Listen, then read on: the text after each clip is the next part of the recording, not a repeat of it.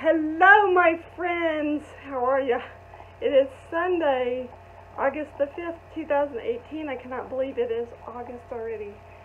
So, off the top of my head, I came up with a new idea, and that's I'm going to start another new series. And I am so excited to share it with you. We're going to do some gift giving ideas for all occasions, for Christmas, anniversaries, birthdays, baby showers, bridal showers, whatever the celebration is. It could be a not so fun celebration. You may be having a remembrance luncheon or an honorarium of some type. Those are important too. We're even going to cover a few party favors. Now today's gift giving idea is just that. It's a party favor. I am using the Retired Sizzix teapot die, and I've already cut all the pieces. So what we're going to do is go over some assembly and how I'm going to package them for this bridal shower that's coming up in just over a week. The only thing I don't have are the little O-rings like you use for loose leaf binders.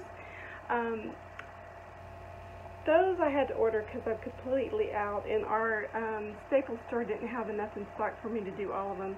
So I just ordered a box of 100. I figure I can use them for something else. So let's get started. Thank you, by the way, for subscribing and continuing to support my channel. Don't forget to subscribe if you haven't already. Hit the little bell, and you'll be notified when I upload videos. Stay happy, be a blessing. Enjoy the rest of the video. Alright, friends, I have gone ahead and cut a bunch of pieces for these little teapot. They're actually going to be favors or small gifts for the bridal shower that's coming up here shortly. So I took my Retired Sizzix teapot die, and her colors are peach, charcoal gray, and with hints of greenery. So I don't have anything that's peach. So what I did instead was I used my Prima paper, and I die cut the teapots out of it instead. And then I die cut a lot, I do mean a lot, of blank paper. This is just ordinary copy paper, but it'll make for an adorable finished project. So we're going to work this out together because I haven't decided if I'm going to use this idea or not. I'm thinking about sponging these. I use these cosmetic wedges. They're pretty cheap. I don't know if they sell them at the Dollar Tree or not, but I do know they sell them at Walmart. So I'm just going to really kind of scrub my sponge into this ink. And I'm just going to edge real gently, not too dark, the edges of these teapots.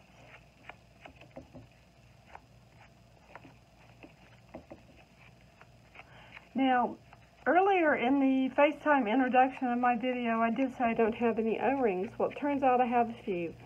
So I'll be able to at least put together a few of these for you guys so you can see what they look like finished. If you have any feedback, if you think I need to add anything more, do something a little different, I would so appreciate you letting me know that information in the comment section down below.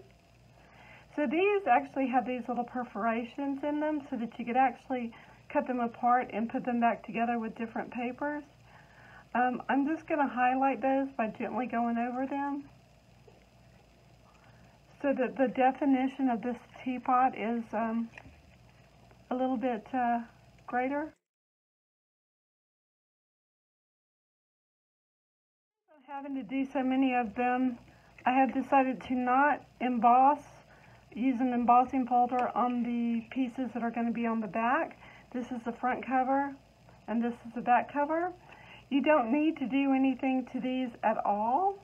They're actually meant to go this direction, but I like them better this direction, so that's how I'm going to do it. And I did have to pay some attention to the directionality of the pattern in my paper. It's just very important that you pay attention to the little details. Okay, So there we have that. These are just so easy and fast. Now, I will tell you, it took me several hours to die cut all the pieces. So, you know, it is what it is.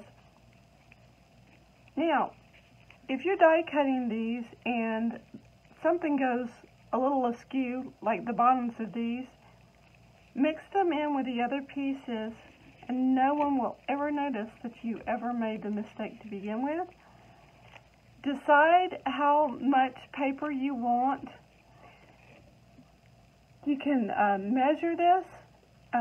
You can eyeball it however you want as far as how much per notepad that you want to make. Now, of course, you can leave them plain, which they're really cute. You can use a piece of ribbon or lace to bind them instead. Obviously, this is a lot more lace than you would need. I just grabbed a piece.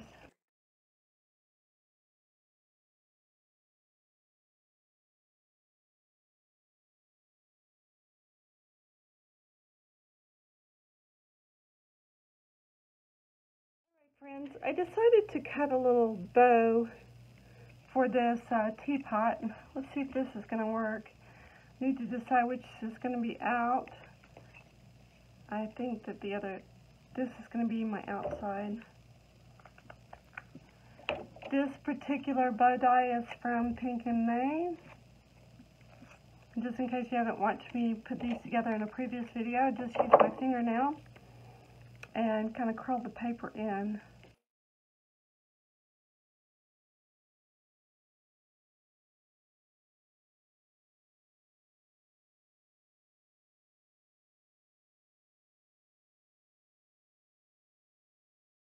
I am all thumbs today.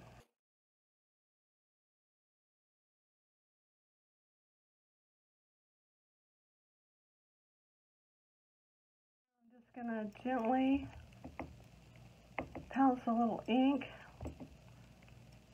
onto the edges of this bow. You could do this before you fold it, after you fold it. It is not going to really matter that much. It's just to kind of help to tie the two pieces together. I actually need to buy re-inker. This is not oxide ink. This is just regular distress ink. So, what I'm thinking is putting the bow right there. That is so cute. I can't stand it. Now, this is also the time where you may want to go back and do a little bit more sponging. It's best to wait for that to dry, by the way, just in case you didn't see what I just did. It moved because it's not dry. But I think this needs just a little bit more distress right here. Just give it that very romantic, kind of shabby chic look. I'm not sure if I really want to package them or if we're just going to put them by the place settings. Tell me below, once again, this is just a question and answer video, isn't it? Let me know below if you think that I should package these or if I should just leave them on the table. I would really love to know what you have to say about that. Alright folks, thank you so much for sticking to the end of this video. Stamp happy, be a blessing, and I will catch you all soon. Love you all. Bye for now. Guess what? Let's try again. Does it work? Look at that. Sometimes technology is great. Sometimes it's